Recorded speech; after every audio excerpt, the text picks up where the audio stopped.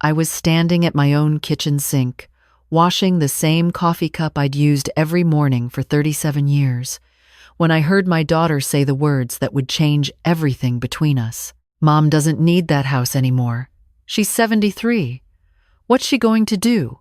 Mow the lawn herself? She wasn't talking to me. She was talking to her husband, Kevin, as if I wasn't 6 feet away with my hands in soapy water, as if I'd already become furniture.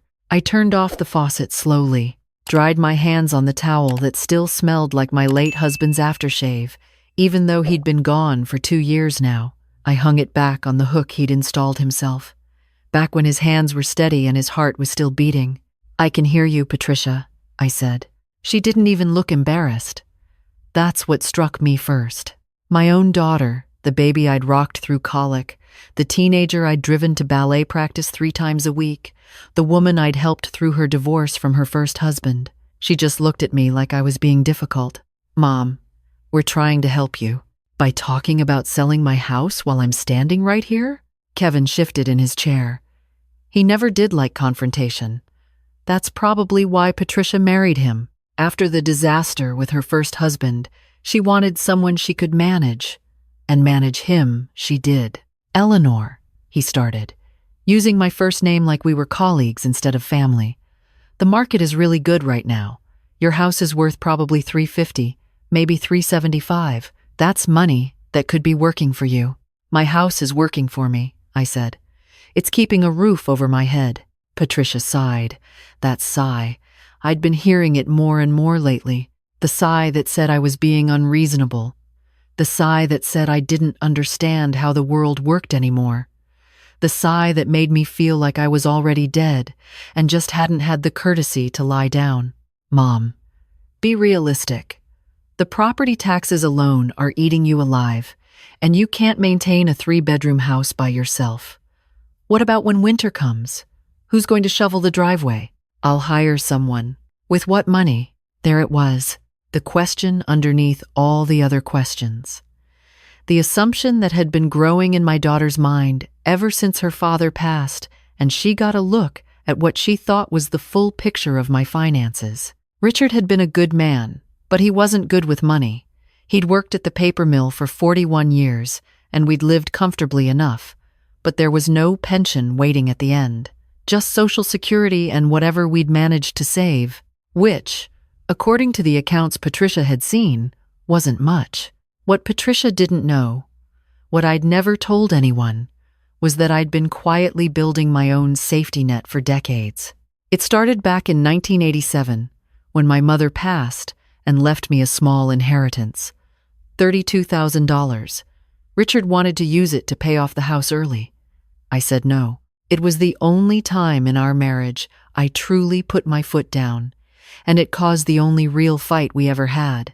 "It's my money," I'd told him. "From my mother. I want to keep it separate." He didn't understand, but he accepted it. That was Richard. He might not have agreed, but he respected my right to disagree.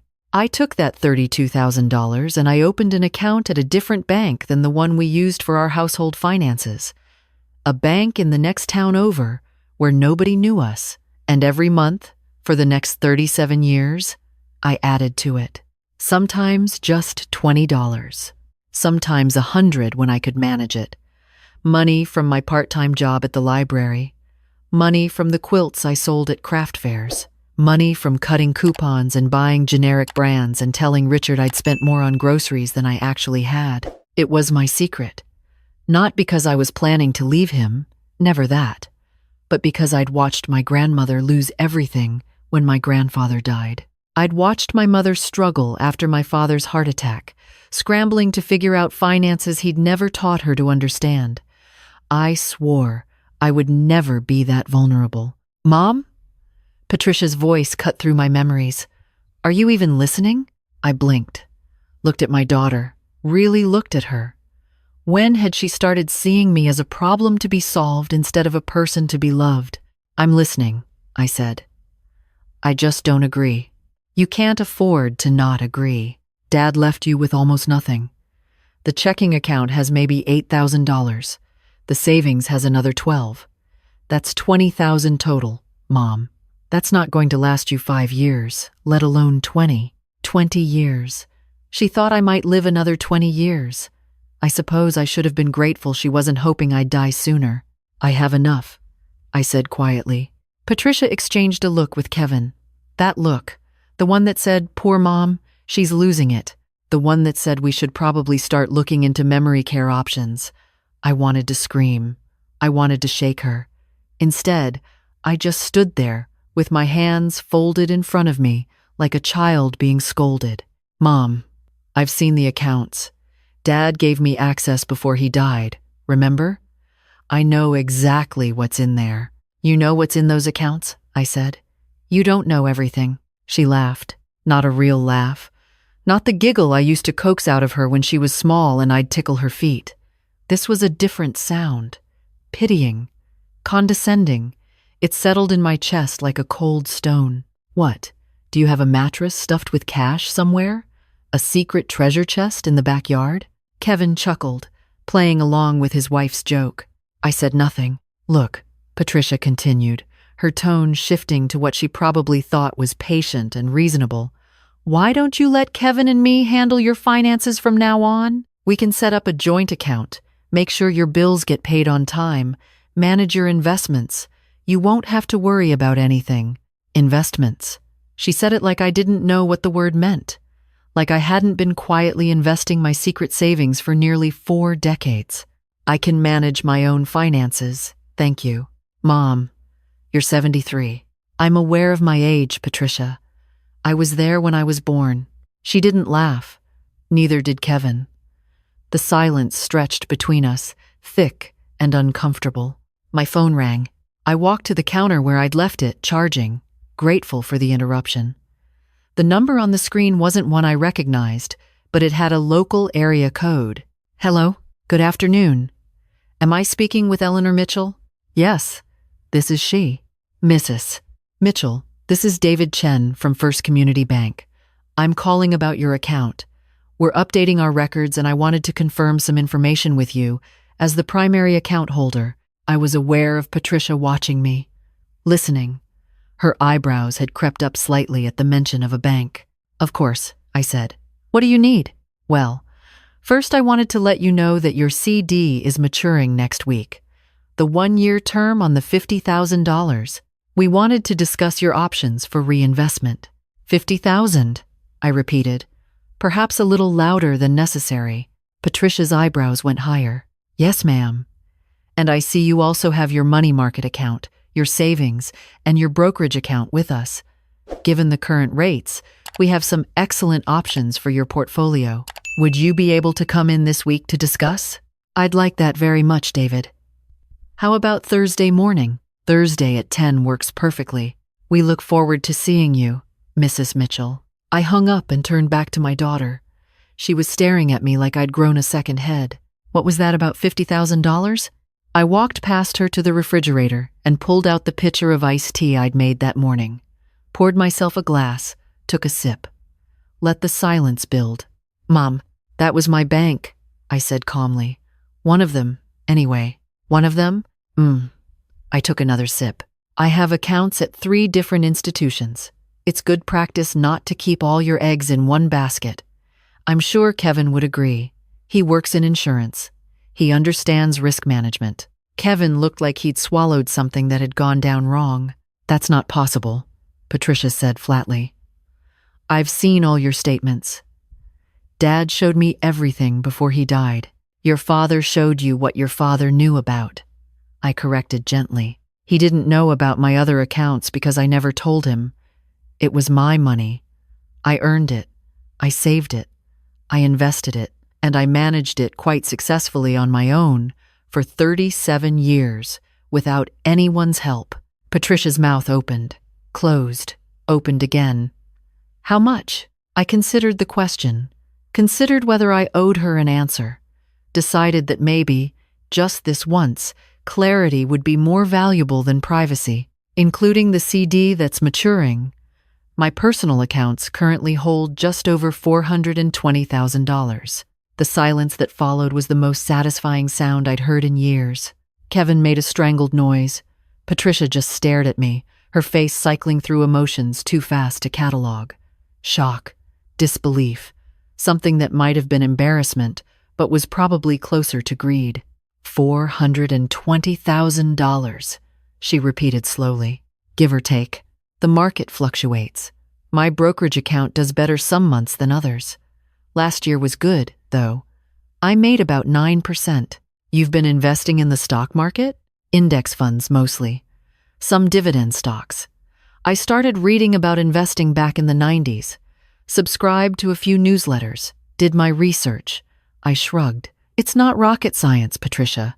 It's just patience and compound interest. My daughter sat down heavily in the kitchen chair. Kevin remained frozen, still processing. Why didn't you tell us? Patricia asked. Why didn't you tell Dad? I set down my iced tea and looked at her. Really looked. This woman who had come from my body, who I had nursed and raised and loved with everything in me. When had we become strangers? Would you have treated me any differently if you'd known? She hesitated. That hesitation told me everything. You came here today to convince me to sell my house, I said quietly. You talked about me like I wasn't in the room. You laughed at the idea that I might have resources you didn't know about. You assumed I was helpless, confused, unable to manage my own affairs. Mom, I was just worried. Were you? Or were you worried about your inheritance? The word hung between us, sharp as broken glass. That's not fair, Patricia said, but her voice wavered. Isn't it? I pulled out a chair and sat across from her. Your father's been gone 2 years, and this is the 3rd time you've brought up selling my house. The first time was a month after the funeral. She had the grace to look ashamed, at least. I know the last few years have been hard on you, I continued. Kevin's job isn't as secure as it used to be. The twins' college tuition is coming up. Your credit card debt has gotten out of hand. Patricia's head snapped up. How do you know about our credit card debt? I'm old, sweetheart. I'm not stupid. And I'm still your mother. You think I don't notice when you wince every time you check your phone? When you suggest eating at home instead of going out? When Kevin drives a car that's 7 years old, even though he used to trade up every 3? She looked away. Kevin found something fascinating to examine on the floor. I would have helped you, I said, and my voice cracked a little on the words. If you'd just asked, if you'd come to me and said, Mom, we're struggling, I would have written you a check that same day. But you didn't ask for help. You came here to manage me, to take control of my life because you assumed I couldn't handle it myself. Patricia's eyes were wet. Mom, I'm sorry. I didn't mean to. Yes, you did. Maybe you didn't mean to be cruel about it, but you absolutely meant to take over my finances. You meant to move me into some little apartment where you could keep an eye on me. You probably already had the nursing home brochures ready for when I got too troublesome. Kevin flinched. That told me I'd hit closer to the mark than I'd intended. Here's what's going to happen, I said, straightening my spine. I am going to stay in my house. I am going to manage my own money, as I have done perfectly well for almost 4 decades. I am going to hire a nice young man from the neighborhood to mow my lawn and shovel my driveway. And I am going to live my life on my terms until the good Lord decides otherwise. I stood up and walked to my purse, which was hanging on the hook by the door. I pulled out my checkbook, the one from my secret account, the one they'd never seen. You have about $32,000 in credit card debt, I said. I know because I called your bank and pretended to be you to check the balance. Don't look at me like that. You gave me your social security number when you were 16, so I could co-sign your first car loan. I still remember it. Patricia looked horrified. Good. I wrote out a check for $35,000 and set it on the table in front of her. This is a gift, not a loan. I'm giving it to you because I love you and because I don't want my grandchildren's college funds to be eaten up by 18% interest. But I want you to understand something very clearly. I leaned down, putting my face close to hers. This is the last money you will receive from me while I am living. I will not be bullied. I will not be managed. I will not be condescended to in my own kitchen by my own daughter. If you want a relationship with me going forward, It will be on equal terms, as two adults who respect each other. Is that clear? Patricia was crying openly now. Mom, I'm so sorry. I didn't realize. No, you didn't, because you didn't bother to look. I straightened up and addressed Kevin, who still hadn't moved. Kevin, I like you well enough, but if I ever hear you refer to me by my first name again, like we're business associates instead of family, I will have a very pointed conversation with you about the meaning of respect. Do you understand? He nodded rapidly. Yes, ma'am. I'm sorry, ma'am. Good. Now, I'm going to go sit on my porch and drink my iced tea. You two can see yourselves out. And Patricia, call me this weekend. We should talk, really talk. Not about money or houses or whose turn it is to manage whom. Just talk. Like we used to before your father died and everything got so complicated. I didn't wait for a response. I took my iced tea and walked through my living room, past the family photos on the wall, past the recliner where Richard used to fall asleep watching the evening news, past 42 years of memories accumulated in this house that I had no intention of leaving. The porch swing creaked as I sat down. I looked out at my front yard, at the garden I'd planted last spring, at the oak tree that had been a sapling when we moved in and was now tall enough to shade the whole house. Behind me, I heard the front door open and close. A car engine starting, tires crunching on gravel as they drove away. I sat there for a long time, watching the shadows lengthen across the lawn. The phone call from the bank had been a coincidence, perfectly timed by whatever force arranges such things. But the conversation that followed had been coming for a long time, maybe since Richard's funeral, when Patricia first started looking at me differently, or maybe longer than that, the slow drift that happens between parents and children when life gets busy and assumptions fill in for real understanding. My mother used to say that money was just numbers on paper, but what it represented was something else entirely. Power, yes. Security, certainly, but more than that, it was proof that you still mattered, that you could still make choices, that you weren't just waiting around for death to notice you. I had spent 37 years building that proof, dollar by dollar, investment by investment. Not because I planned to spend it all on myself, but because I knew someday I might need to remind someone that I was still here, still capable, still deserving of respect. Today had been that day. My phone buzzed. A text from Patricia. I love you, Mom. I'm so sorry. Can we start over? I looked at the message for a long moment. Then I typed back, I love you too, sweetheart. Thursday dinner? I'll make pot roast. The reply came almost instantly. I'll bring dessert. I smiled and set the phone aside. Started the porch swing, moving with a push of my foot. Maybe we would be okay after all. Not the same as before, but maybe better, more honest, more equal. The evening air smelled like cut grass and approaching rain. Somewhere down the street, children were playing, their laughter carrying through the quiet. I closed my eyes and let myself simply exist in this moment. 73 years old, financially secure, and still very much in control of my own life. My mother would have been proud. The next few days passed in a strange kind of peace. Patricia called twice, both times just to talk, not to strategize or plan or manage. We discussed the twins, how they were doing in school, what colleges they were considering. She mentioned that she'd talked to a financial advisor about getting their debt under control, that she and Kevin were looking at their budget, making changes. Not once did she bring up my house or my money or my ability to take care of myself. It was, I realized, the first time in years that we'd talked like mother and daughter instead of like adversaries. Thursday came, and with it my appointment at the bank. David Chen was a pleasant young man, patient and thorough, and we spent an hour discussing options for my maturing CD. I decided to reinvest half and put the other half into a dividend-focused ETF he recommended. We reviewed my overall portfolio, made a few adjustments, and I left feeling satisfied with my decisions. On the way home, I stopped at the grocery store to pick up what I needed for dinner. Patricia and Kevin were coming, along with the twins, Sophie and Marcus. It had been months since we'd all sat down together for a meal that wasn't a holiday or an obligation. I was in the produce section, examining tomatoes, when I heard a familiar voice. Eleanor? Eleanor Mitchell? I turned to find Margaret Hastings, a woman I'd known since our children were in elementary school together.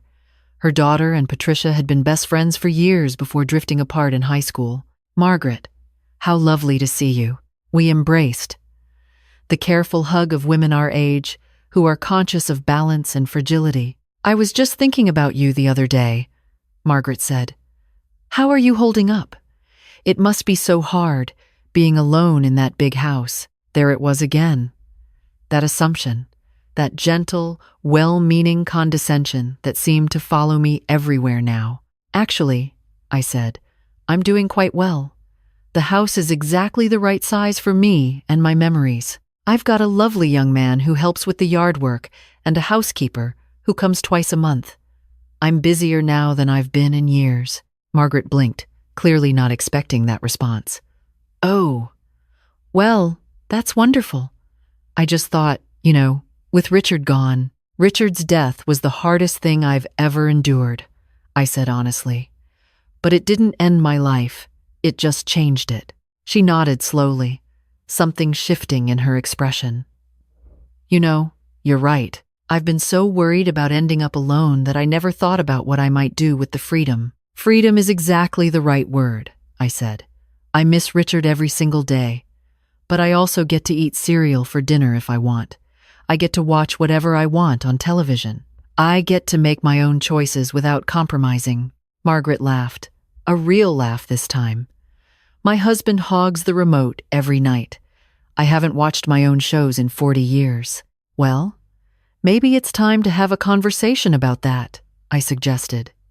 You might be surprised what changes when you ask for what you need. We chatted for a few more minutes before parting ways. As I loaded my groceries into my cart, I felt a small glow of satisfaction. Maybe I couldn't change how the whole world saw older women, but I could change one conversation at a time. Dinner that night was everything I'd hoped for. Sophie and Marcus were bright, funny young people, full of dreams and plans that reminded me of myself at their age. Patricia was relaxed in a way I hadn't seen her in months, the tension gone from her shoulders. Even Kevin seemed more at ease, helping clear the table without being asked, complimenting my pot roast with genuine appreciation. After dinner, while Kevin took the twins to see the old photo albums in the living room, Patricia and I stood together at the sink, washing dishes by hand the way we used to when she was young. Mom, she said quietly, I need to tell you something. I kept washing, kept the rhythm of soap and water and clean plates. I'm listening. When Dad died, I was so scared. Not just sad, but scared. I kept thinking, what if something happens to you? What if you get sick and I don't know how to help? What if you run out of money and I have to figure out how to support you while I can barely support my own family? I nodded, understanding. That's a heavy weight to carry alone. I should have talked to you about it. Instead, I just kept trying to fix things before they were broken. I convinced myself that if I could control the situation, nothing bad would happen. That's not how life works, sweetheart. I know that now. She set down the dish towel and turned to face me. I also realized something else. All those years Dad was alive, he took care of the money.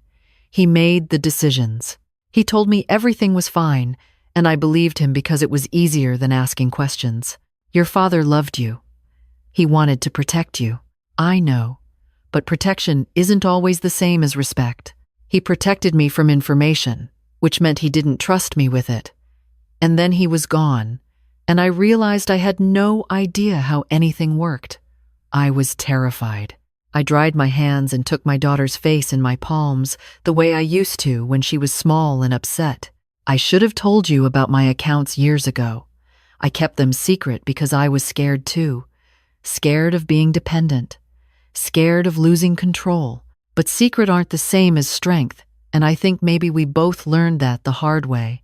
Patricia's eyes filled with tears again, but these were different.